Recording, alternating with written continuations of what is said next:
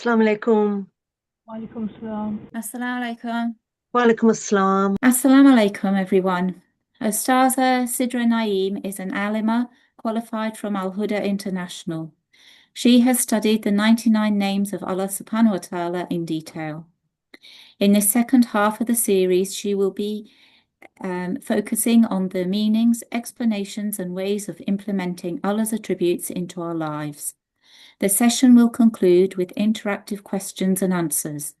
Today we will be continuing and focusing on two more of Allah's attributes, Al-MUBDI and Al-MUEED. Yes, well Thank you done. very Very much. nice pronunciation as usual. Welcome, everybody. We are now on the 58th and the 59th name of Allah. So we're plodding along very, very fast. Again, the two names we've got today are like a little pair. And you will often find Allah's names come in pairs. Either they're opposites of one another or they are very, very related meanings, but still quite different. So let's have a look today how these two names are linked. Okay, the very first name we're looking at today is Al-Mubdi.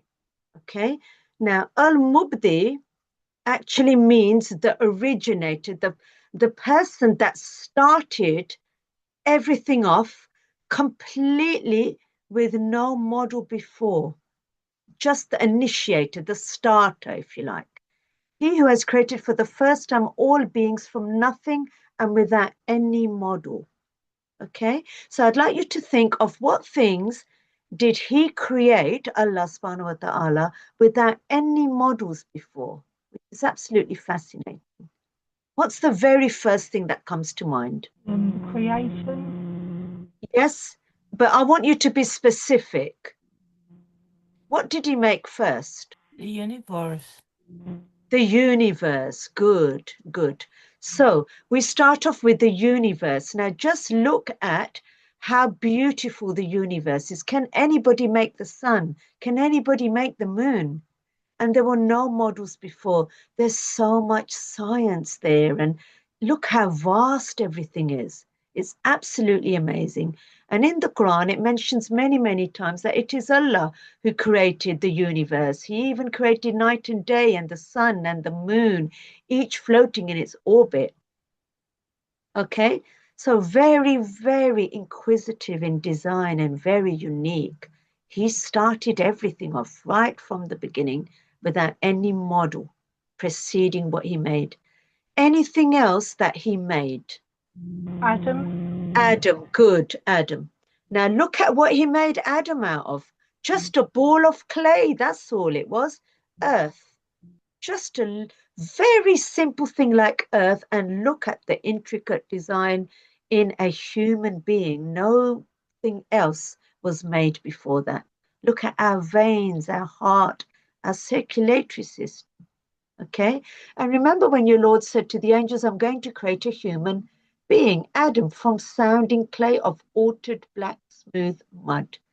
And then he said that he's going to fashion it and he's going to breathe into it. He's soul created by me. Okay, this is Allah talking. And did you know that each and every recipe, if you like, on how a human was made is mentioned in the Quran in sequence? And it's absolutely amazing. It's like pottery. It even mentions, sounding clay and a potter's, something like akin to a potter's day and things like that. It's all in the Quran or in the Hadiths. It's absolutely amazing. Right, what else did he make?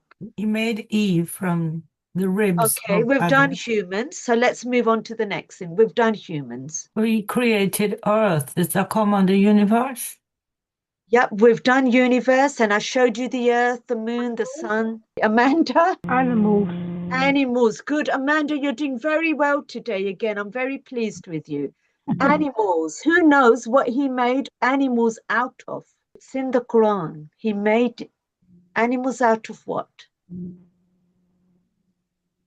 Water. He made animals out of water. Some crawled on their bellies and some walked on their legs. That's what it says in the Quran. Okay.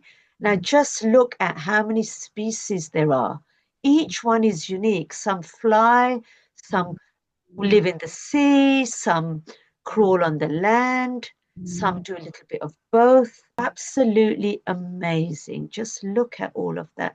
And in there, I've even put the sky and the clouds.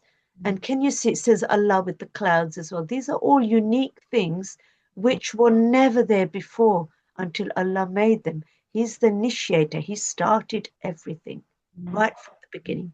Okay? Right. Let's have a look at the video now to describe the word originator. The word mubdi comes from the three root letters ba, dal, hamza, and it means to start or begin something. It also means to start something for the first time without anything before it. Allah is called Al-MUBDI. He is the one that begins all things without having anything before it. He is the first to create things. He is the original creator of everything. The Holy Quran tells us, Allah, Bada'a, began the creation of humans from clay. Allah subhanahu wa ta'ala started the creation of the human race from our Prophet Adam alayhi salam from clay. Al-Mubdi is the first to create a human, the first to create clay, and the first to create everything without anything previous to it. Indeed, it is He who begins creation and causes it to return. All things have a beginning, except Allah.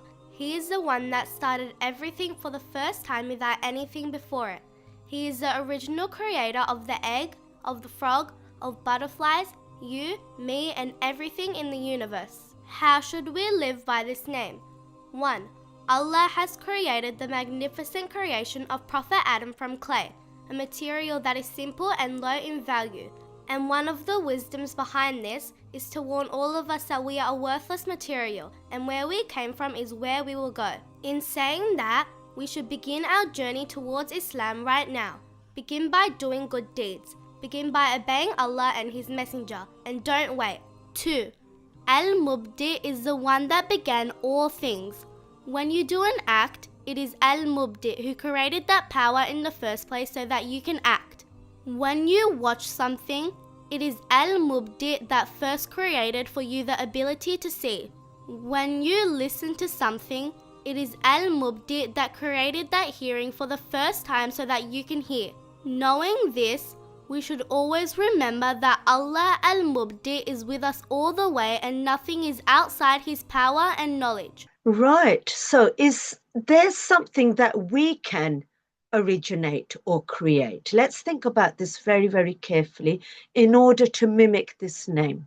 Obviously not the same level as Allah can, but in our lives. We can create a routine. Okay, that's Following the very lower principle. level. I'm thinking more higher level here. Oh, right. Okay. Like Allah creates things. We create food by cooking, Okay, create clothes by sewing. right. Okay, that's a very clever one. Yes, creativity, art, and things like that. Yes. Painting. Yes. Anything else? I'm thinking of a higher level thing here, which I don't think anybody's thought about. It's a funny one. You'll all laugh when I put it up. Baby. Do we not create babies? Yeah, with Allah's blessing. If it's right or wrong, I didn't say anything. You thought of that, did you, Amanda? Yeah, I wasn't sure. Yeah, you can always guess. It doesn't matter if you're wrong. We Right. do create babies, which are human beings, do we not? And that's something to a certain extent that we are in charge of, so we can try and things like that. In Islam, we're supposed to create as many babies as possible to spread Islam. Okay, right. Something else I'm going to pick on Fasila here. Like babies, can we create something else? You do this. Plants. Yes, good. From seeds, you make living things, do you not? Yeah. Okay, Yeah. so that's a really, really good one. I always focus on plants and trees because in our religion, we are very, very special to be blessed with this, because when we grow plants and trees, everything that eats from it or shades from it or gathers fruit from it, we get the blessings right until the day of judgment. It says here, Prophet Muhammad Sallallahu Alaihi Wasallam said, if a Muslim plants a tree or sows seeds, and then a bird or a person or an animal eats from it, it is regarded as a charitable gift, sadaqah for him. That's in Sahih Bukhari. That's creating your own plants from seeds. So well done, Fasila. That's similar to creating babies from eggs, isn't it? Yeah. Right. Let's think of another very, very clever one. What else can we create that's never been created before? Let's see if anybody can get this one. Can we create something that has never been created before in the world? I suppose some people do inventions. Yes, Amanda, well done. Inventions for the first time that are invented. Okay, these are all Muslim Nobel Prize winners, and they have all done something for the first time, whether it's an actual invention. We've got literature there, we've got chemistry there, we've got physics there, or they've done something for the first time. Okay. Something I'm very proud of is I was the first person, if you like, to make PowerPoints to teach Islam. And even now, if you go in a mosque, their imams will just speak or give sermons. They don't do PowerPoints. And I can honestly say, I met actually two students of mine, Fasila was with me, and they were in my class years ago when they were 5 years old. One of them's 22 and one of them's, I think, 19 now. And when they were 5 years old, they said that they remember everything that I taught them in madrasa, in the mosque, because of the PowerPoints and the pictures. And I was so happy about that. So that is, even on a very minor level, a little baby invention I'm telling you about. But these are big inventions that have had Nobel Prize winners for the first time. They invented something and the world is benefiting from it. The best type of invention you can invent is something to do with Islam. So the very first person who actually invented an astrolabe so that they could find out where the Qibla was, so that they know where to pray, they're getting Sadaqah Jariyah. The first prayer mat somebody must have invented in Turkey. The first telescope that was invented to look at the stars with the intention that they know which way to face, or when Asr is, for example. Clocks were invented by Muslims. There were many, many inventions by Muslims. If you look at the golden age of Islam, full of inventions by the Muslims, including maps as well. Okay, right. The other one is something along the lines of what Fasila mentioned, is to create something like art, anything. So here is, something that I've created with the children, and that's something to do with Islam, but I've used my expertise to create something. It's something creative, okay? I've got another one here. This is Allah written in the middle, and around it are bubbles made from fairy liquid and a straw. And what is really, really relevant to today and now is the 99 names of Allah, where I made a tree and all the children, they got straws and they blew the paint out into branches. And then we added all the 99 names of Allah on that tree, like autumn leaves falling off. So I thought I must put that one up because it's very, very relevant to now. Anything else you can think of to mimic that name of Allah's before I move on to the next one? I'll give you all another chance if you've got any more before I move on. I'm just thinking about what we just discussed about the creating a baby and creating a tree or whatever from a seed. Yes. I'm just still puzzling over whether we're doing the actual creation there or Allah subhanahu wa ta'ala is, Yes. because I'm sure there's an ayah somewhere about that Allah makes the seed grow. He does. Yes. Now I'm going to tell you that. I'm going to explain that actually. So we initiate that thing in the first place. Then Allah takes care of the rest. The rest is destiny. But we think, oh, I'd like to grow a plant out of this seed, or I'd like to have a baby now. Although everything is predestined, we don't know our destiny. Do you understand? We know Allah's going to take care of that baby. It may not even be born or something may happen to it, but we don't know. So we still initiate it. Do you understand? Mm. But Allah is the ultimate destiny person, where he knows on this date and this time we're going to conceive a baby. Yes, but we Yeah. are still taking the initiative to do that in the first place, because we don't know that that is destined for us. Okay? Because Obviously, we then, will initiate planting the seed, but the rest, Allah takes care of all the biology and everything of it. yeah, And this particular name is to do with starting something completely from scratch, like the world, okay, and humans and animals. The first one, not after that, okay? It's from the beginning, the starter, the person who started everything. But what we're talking about is how can we mimic this name in our lifetimes? Because we are supposed to take on those attributes, which are brilliant attributes, and do things. Okay, so I started off with very high level, like a human baby or plants, but then I did go on to things like inventions, which, believe it or not, is still up to Allah, because it's him who gives us the intellect to invent in the first place. But we still have to make the initiative and try. It's a little bit like, you know, that hadith about tying up your camel, and you know, if you just let it go, nothing's going to happen, is it? You have to a certain extent. You can't just wait for Allah to do everything for you. To a certain extent, you do have to try.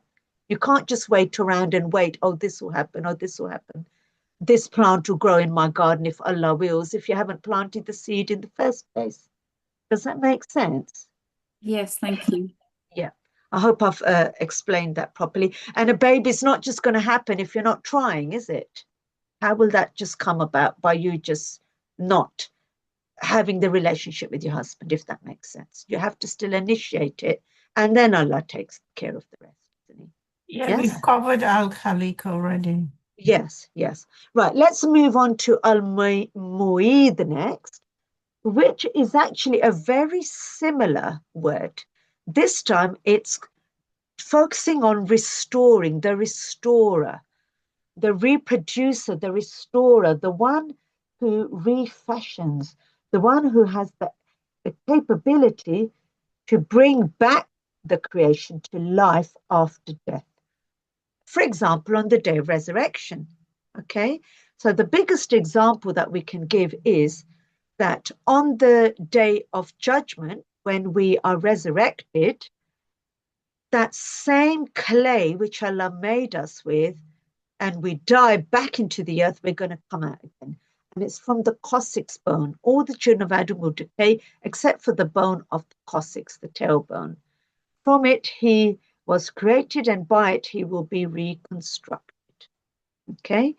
And this is actually a very interesting one.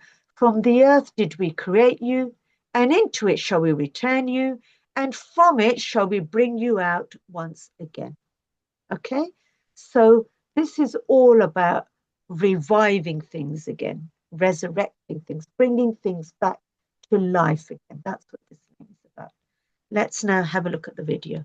The word mu'eed comes from the root letters Ain, Waw, Dal, and its original meaning is to return or come back. From these root letters we have the word ma'ad, which means return. Ma'ad is one of the main roots of religion, the Usul ad-Din in Islam, and it refers to the day of resurrection in where we will return to Allah. Out of these same root letters we have the word Eid, and it also means to return. As you know, when we commit sins, our state of purity changes and our souls go dark. Once we have cleansed and purified this soul, it returns to its original state. That day becomes Eid for the human being. Hence why one of the wisdoms of fasting during the holy month of Ramadan is that we purify our souls during this month. And once the month is over, it is Eid, meaning that we returned our souls back to its original purity. That is why it is a day of celebration, because we succeeded in overcoming our desires and purified ourselves. Allah is called Al-Mu'eed. He brings everything back and everything returns to Him. He will bring life back from the dead and will gather everyone for judgment on the day of judgment. You will be returned. Your soul will be returned. Your lost memories, your hidden intentions will all be brought back. Everything will return to Allah. Allah says in the Holy Quran, "Indeed, it is He who originates all things and causes them to return." وَيُعِيدُ. How should we live by this name? 1. Let our souls return to their pure state by purifying our thoughts and our actions, by not committing sins. Imam Ali alayhi salam is reported to have said, "Every day that you do not commit a sin in is a day of Eid for you." 2. When we return to Allah, it does not mean everyone will be close to Him. Closeness to Allah has nothing to do with physical space. It has everything to do with the deeds of the human being. Perform good deeds so that we can be close to Allah. Okay, very interesting name. So the example the girl gave was quite a few there. So how can we restore something?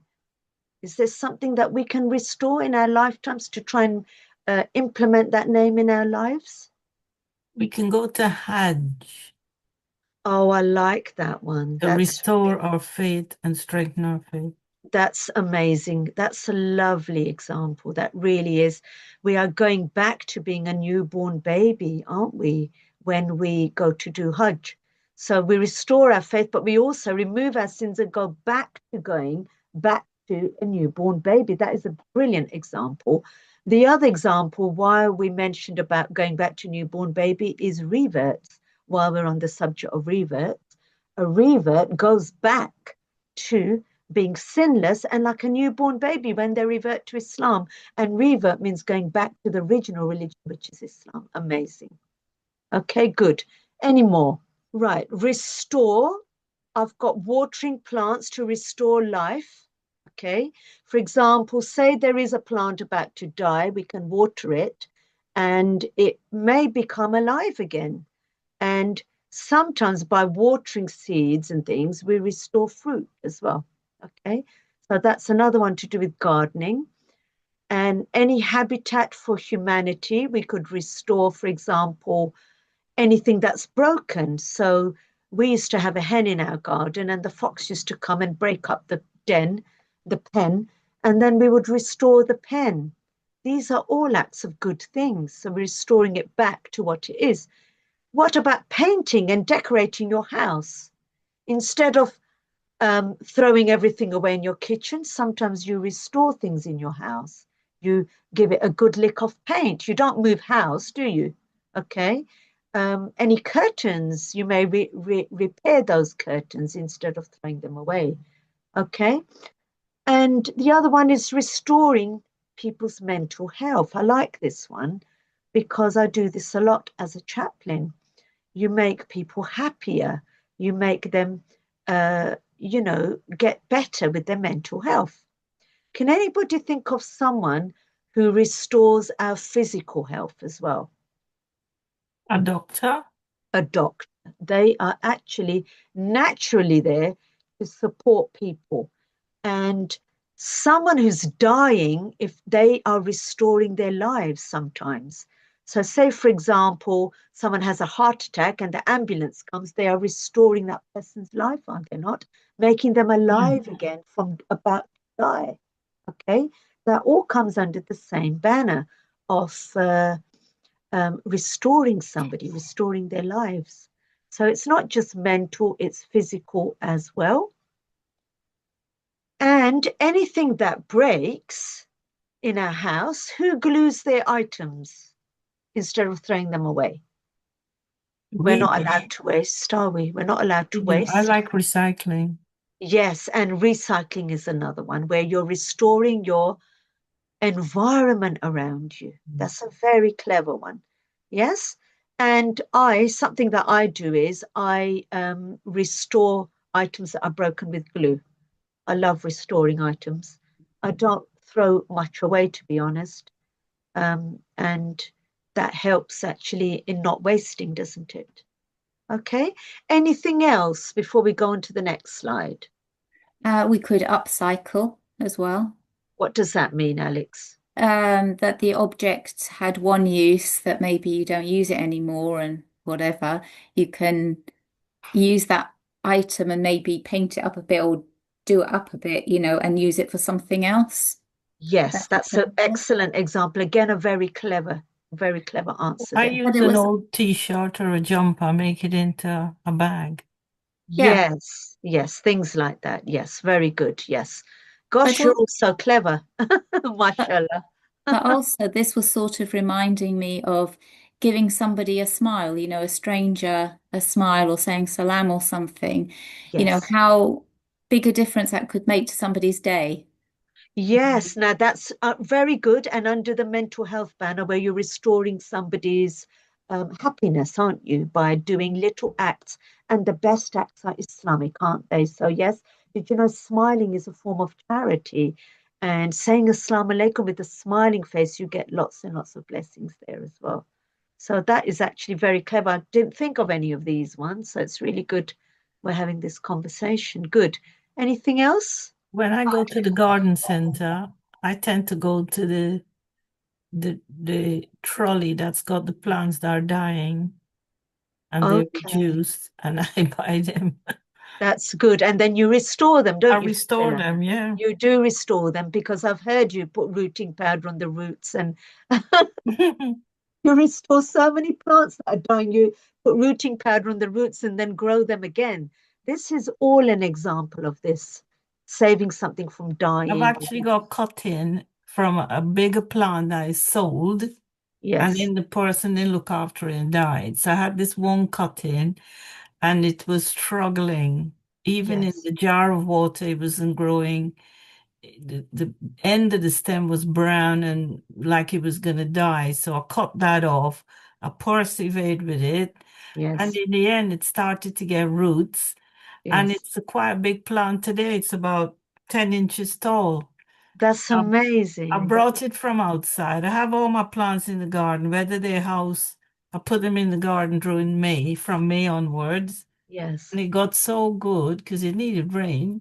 Now yes, it's inside, but it's in a cold place. And yes, inshallah, it will grow very big. yes, yes. Excellent. Well done. Right, let me now stop sharing. And what we'll do now is we will have questions on anything you like, either on this or anything else. Welcome, Sultana. Lovely to see you again. Why have you got the millennium what's that thing behind you, the spaceship, Star Oh, Trek? yes, I'll show you. I'll tell you why. Now, you know, the first name was Allah creates everything from scratch. And you may be able to see a sun there. Okay. Yes. Now, what I'm trying to say is we can't do it. Even if we went into space with a satellite, we won't be able to make the sun. So this is a clever picture behind me showing that only Allah is the initiator. He's the starter. He starts everything. We can't do anything. We may be able to go up there with the satellite, but we can't make the sun, can we? Otherwise, don't you think people would have made one by now? No. So we And it's a can't. powerful star. We can't do it. Can't make anything that Allah created from the beginning, like animals. We can't make an animal even now with all the technology. But they're doing it in the lab. They are, but they're not coming out right, are they? No. And they still need a initiator. Now, this is a very interesting what you've just said. They still need the initiator, the start. But I said specifically Allah's name is there is nothing there as a starter point. Do you understand? No. They're Yeah. using stem cells to create tissue and Yes. But who made the stem body cells in the parts first and place? stuff. Yeah. Yes, we can make babies, but the egg and the sperm Allah made to begin with, didn't he? Mm-hmm. Okay. And if you haven't got the egg and the sperm, then you can't make babies.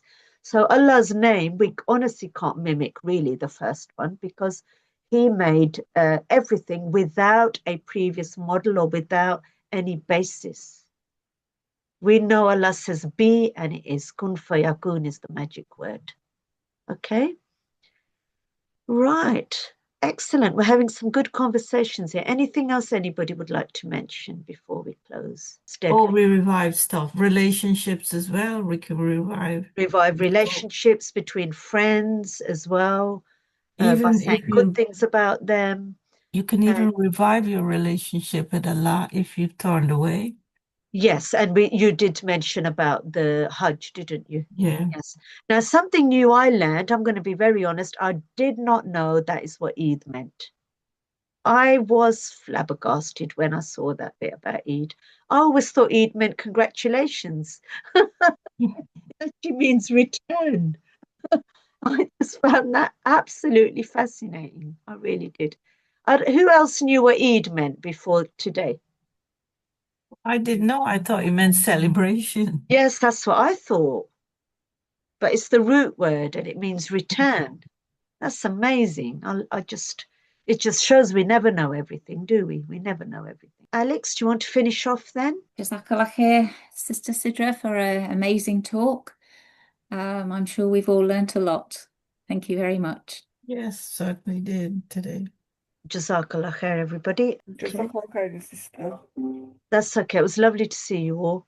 Likewise. Right, thank you. Okay, salam alaikum. Okay then, walaikum salam. Assalamu alaikum, everybody. Walaikum salam. Welcome.